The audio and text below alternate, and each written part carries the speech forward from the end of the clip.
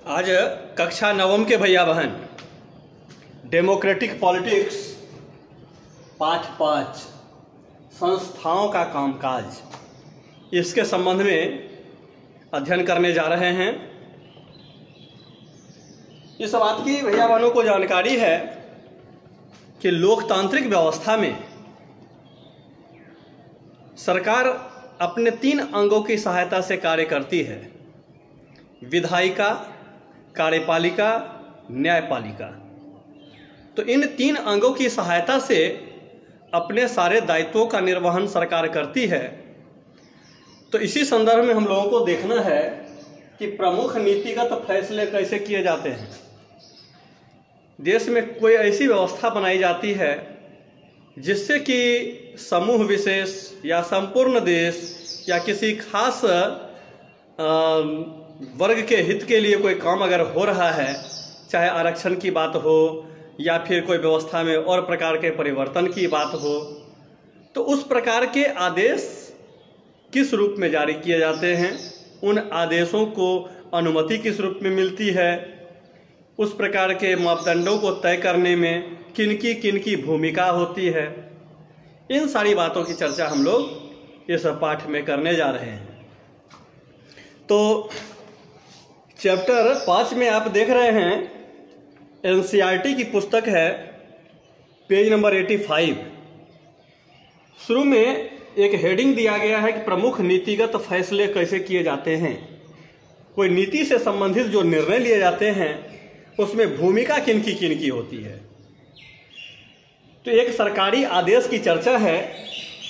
13 अगस्त 1990 के दिन भारत सरकार ने एक आदेश जारी किया। इसे कार्यालय ज्ञापन कहा गया और सभी सरकारी आदेशों की तरह इस ज्ञापन पर भी एक संख्या अंकित थी। यह आदेश उसी संख्या से माना जाता है। OM number 36012/31/90। तो कार्मिक जन शिकायत और पेंशन मंत्रालय के कार्मिक एवं प्रशिक्षण विभाग के एक संयुक्त सचिव ने इस आदेश पर दस्तखत किए थे। तो यह छोटा सा आदेश मुश्किल से 1 ही पन्ने का था। अगर आप इसको देखेंगे, इस आदेश को, तो यह बहुत ही सामान्य सा प्रतीत होगा। ऐसा लगेगा जैसे आपके स्कूल वगैरह में नोटिस बोर्ड पर जब कोई सूचना चिपकाई जाती है तो उसी प्रकार का यह आदेश आपको देखने से लगेगा। तो सरकार हर रोज सैकड़ों मुद्दों पर आदेश जारी करती है, लेकिन इस आदेश की जो चर्चा है, जिसकी हम लोग अभी तुरंत चर्चा किए हैं कार्यालय ज्ञापन के रूप में, तो कहते हैं कि यह आदेश जो है बहुत ही महत्वपूर्ण था और कई सालों तक विवाद का कारण बना रहा। तो किस प्रकार का ये आदेश था, इस आदेश में कौन सी बातें कही गई थी, इस आदेश का क्या परिणाम हुआ, संपूर्ण देश में कैसी प्रतिक्रिया देखने को मिली, इन सारी बातों की चर्चा भी हम लोग करने जा रहे हैं। तो इस सरकारी आदेश में एक प्रमुख नीतिगत फैसले की घोषणा की गई थी। इसमें कहा गया था कि सरकार के सरकारी पदों और सेवाओं में 27% आरक्षण की बात चर्चा हो रही है। 27% आरक्षण। तो 27% रिक्तियां जो हैं वह सामाजिक एवं आर्थिक रूप से पिछड़े वर्ग के समूहों को सरकार उनके लिए आरक्षित करेगी।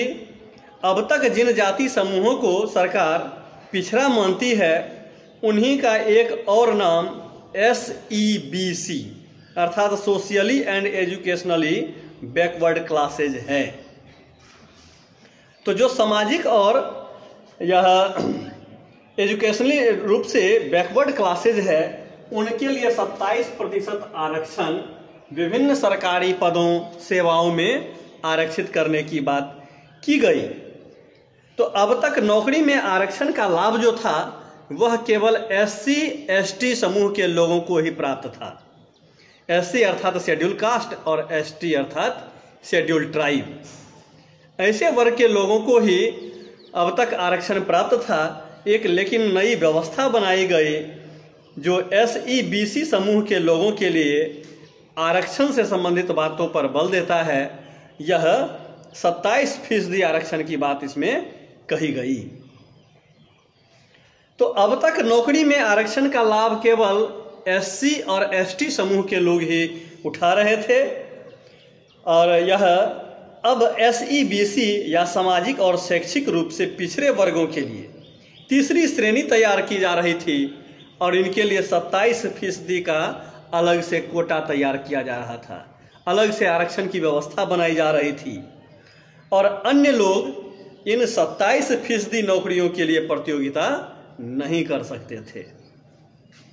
ये 27% आरक्षण किसके लिए किया गया? SEBC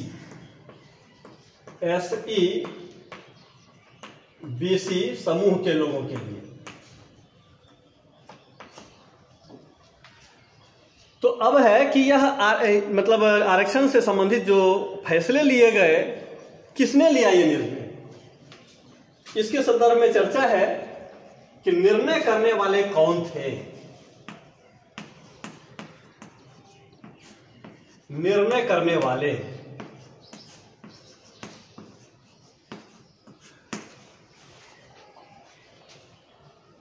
तो सामान्य रूप में अगर आप देखते हैं तो लगता है कि इस ज्ञापन के ऊपर जिस व्यक्ति का हस्ताक्षर है शायद उसी ने ये आदेश जारी कर दिया है, लेकिन अकेले उस व्यक्ति के द्वारा इतना बड़ा फैसला लिया गया हो यह संभव नहीं है।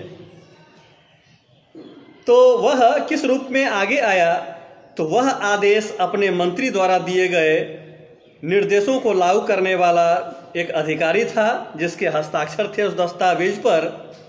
कार्मिक और प्रशिक्षण विभाग के मंत्री ने भी यह निर्णय स्वयं नहीं किया होगा। अनुमान लगाने की बात है कि इतने बड़े निर्णय में देश के सभी प्रमुख अधिकारी शामिल रहे होंगे। इससे पूर्व की कक्षा में भी हम लोगों ने कार्यपालिका के अंतर्गत सरकार के यह विभिन्न गतिविधियों का अध्ययन किया था। तो अब एक बार फिर से इन प्रमुख बिंदुओं पर हम लोग नज़र देने जा रहे हैं। इन बातों को समझकर इसे हम लोग सही रूप में देख पाएंगे कि इतने बड़े निर्णय जिसने कि संपूर्ण देश की राजनीतिक स्थिति में हलचल सिला दी, संपूर्ण देश में एक विरोध और सपोर्ट का वातावरण सा तैयार कर दिया इन समूहों के पक्ष और विपक्ष में, तो वह किस प्रकार से लागू हुआ, किस प्रकार से उसकी चर्चा हुई, उस पर एक ध्यान हम लोगों को देना है। सबसे पहले चर्चा है राष्ट्रपति।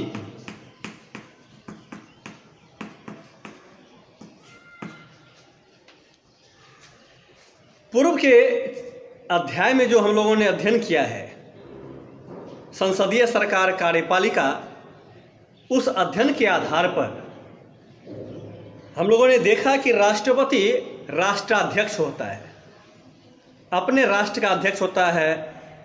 संविधान उसे इस रूप में मान्यता देता है कि वह कार्यपालिका का सर्वोच्च होता है।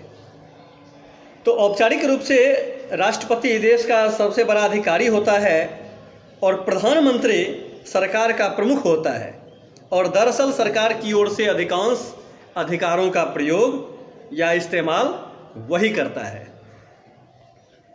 तो प्रधानमंत्री की सिफारिश पर राष्ट्रपति मंत्रियों को नियुक्त करते हैं और इनसे बनने वाले मंत्रिमंडल की बैठकों से में ही राज्यकाज से जुड़े हुए अधिकतर निर्णय लिए जाते हैं। सदन अर्थात संसद की चर्चा हो रही है। संसद के 2 सदन होते हैं, लोकसभा और राज्यसभा। तो प्रधानमंत्री को लोकसभा के सदस्यों के बहुमत का समर्थन हासिल होना आवश्यक है। तो अब जरा यह विचार किया जाए कि क्या कार्यालय ज्ञापन जो 27% आरक्षण से संबंधित निकाला गया था, उसमें उस ज्ञापन के फैसले के मामले में ये सभी शामिल थे? इसके बारे में हम लोगों को अभी पता करना है, जानकारी लेनी है। तो यह बता रहे हैं कि यह सरकारी आदेश एक लंबे घटना चक्र का परिणाम था भारत सरकार ने 1979 में दूसरा पिछड़ी जाति आयोग गठित किया था और इसकी अध्यक्षता बीपी मंडल ने की थी। और इसी के कारण इसे आमतौर पर मंडल आयोग कहते हैं। इसे भारत में सामाजिक और शैक्षिक रूप से पिछड़े वर्गों की पहचान के लिए मापदंड तय करने और उनका पिछड़ापन दूर करने के उपाय बताने का जिम्मा सौंपा गया था। इस आयोग ने 1980 में अपनी सिफारिशें दी, अपनी बातें बताई कि क्या क्या इस संबंध में बातें हो सकती है, क्या संभावनाएं बनती है, क्या करना इन वर्गों के लिए अच्छा हो सकता है। इससे संबंधित उन्होंने अपनी सिफारिशें दी। आयोग द्वारा सुझाए गए उपायों में एक सिफारिश यह भी थी कि सरकारी नौकरियों में सामाजिक और शैक्षिक रूप से पिछड़े वर्गों के लिए 27% आरक्षण दी जाए। तो इस रिपोर्ट और उसकी सिफारिशों पर संसद में चर्चा हुई। वर्षों तक कई पार्टियों और सांसद इसे लागू करने की मांग करते रहे।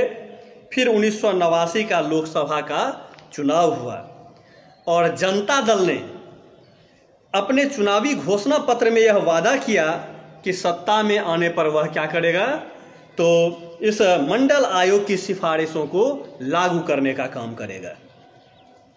और चुनाव के बाद जनता दल की ही सरकार बनी। इसके नेता वीपी सिंह प्रधानमंत्री बने और इसके बाद कई घटनाएं भी हुई। तो सबसे पहली बात क्या हुई कि नई सरकार ने संसद में राष्ट्रपति के भाषण के जरिए मंडल रिपोर्ट को लागू करने की अपनी मंशा की घोषणा की, अर्थात अपनी इच्छा को व्यक्त किया कि अब हम क्या करने जा रहे हैं, तो मंडल आयोग के द्वारा जो सिफारिशें दी गई हैं उन सिफारिशों को हम लागू करने जा रहे हैं। राष्ट्रपति के अभिभाषण के माध्यम से इसे सामने लाया गया। इसके अगले क्रम में 6 अगस्त 1990 को केंद्रीय कैबिनेट की बैठक में इसके बारे में एक औपचारिक रूप से निर्णय किया गया कि हाँ, इस प्रकार के कदम को उठाया जाए, इस प्रकार के कदम को क्रियान्वित करने के लिए आगे बढ़ा जाए। तो अगले दिन प्रधानमंत्री वीपी सिंह ने एक बयान के जरिए इस निर्णय के बारे में संसद के दोनों सदनों को सूचित किया। संसद के दोनों सदन अर्थात लोकसभा और राज्यसभा दोनों को उन्होंने क्या किया, इस सरकार के निर्णय से अवगत कराने का काम किया, उन्हें सूचित किया।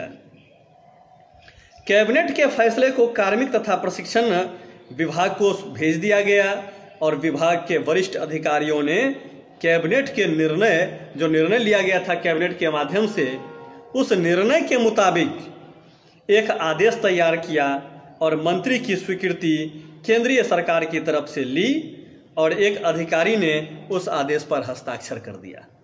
तो हम लोग देखते हैं कि हस्ताक्षर तो एक किसी अधिकारी ने किया, लेकिन क्या वह निर्णय उस अधिकारी ने लिया? नहीं, उनके द्वारा यह निर्णय नहीं लिया गया। इसके लिए निर्णय सदन में हुए, मंत्रिपरिषद की बैठकों में बातें तय हुई, संसद में इस पर चर्चा हुई। तो अगले कुछ महीनों तक यह देश का सबसे ज्यादा चर्चित मुद्दा बना रहा। सभी अखबार, पत्र पत्रिकाएं, टेलीविजन चैनल इत्यादि में इस प्रकार की बहसें आयोजित की गई और इसके चलते देश के विभिन्न हिस्सों में धरना प्रदर्शन भी हुए, कहीं हिंसक झड़पें भी हुई। इनमें से कुछ हिंसक भी थे, कुछ अहिंसक भी आंदोलन हुए थे। इससे नौकरियों के हजारों अवसर प्रभावित होने वाले थे, इसलिए लोगों की प्रतिक्रिया बहुत ही तीखी थी। कुछ प्रतिक्रिया सकारात्मक थी तो कुछ प्रतिक्रिया नकारात्मक भी थी। कुछ लोगों का मानना था कि भारत में विभिन्न जातियों के बीच असमानता के कारण ही नौकरियों में आरक्षण जरूरी है, अर्थात जो आरक्षण के पक्षधर थे उन्होंने इस प्रकार की बातों को सामने रखा। तो उनका मानना था कि इससे उन लोगों को बराबरी पर आने का मौका मिलेगा जिनको सरकारी नौकरियों में अभी तक उचित प्रतिनिधित्व नहीं मिल पाया है। तो ऐसे लोग भी सरकारी नौकरी में आ सकेंगे, अपनी सहभागिता कर सकेंगे, उनका विकास होगा। जबकि दूसरे पक्ष के लोगों का ये मानना था कि इस निर्णय से यानी कि जो पिछड़े वर्ग से संबंधित नहीं हैं उनके अवसर छीन जाएंगे। अर्थात नौकरियां तो उतनी ही है सरकार के पास देश में, और उसमें से किसी खास वर्ग के लिए अगर कुछ आरक्षित कर दिया जाए तो स्वाभाविक है कि अन्य वर्ग के कुछ भाग को काटना पड़ेगा। तो अधिक योग्यता होने पर भी उनको नौकरियां नहीं मिलेगी। कुछ लोगों का ये मानना था कि इस प्रकार के जो निर्णय किए गए हैं सरकार के द्वारा, इससे जातिवाद को भी बढ़ावा मिलेगा और इससे देश की प्रगति और एकता पर असर होगा।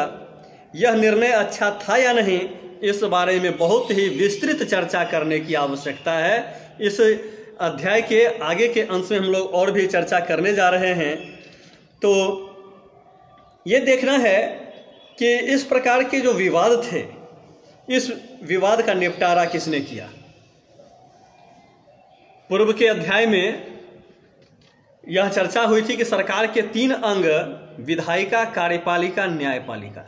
तो विधायिका नियम कानून के निर्माण से अपना संबंध रखती है।